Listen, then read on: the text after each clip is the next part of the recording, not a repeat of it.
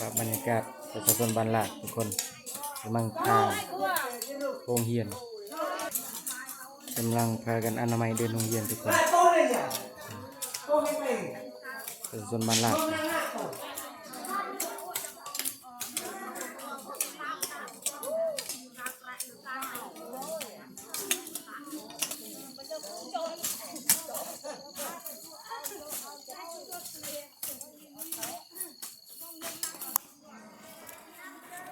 นี่เป็นโรงเรียนบ้านหลากได้นี่ทุกคนนะ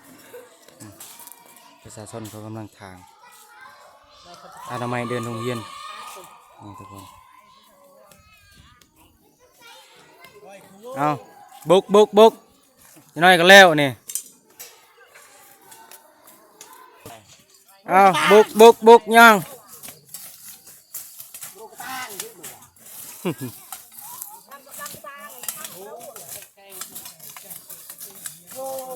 พกลายโรงเรียนที่นี่ทุกคนนะเก็บภาพบรรยากาศให้ทุกคนได้เบิ่งกัน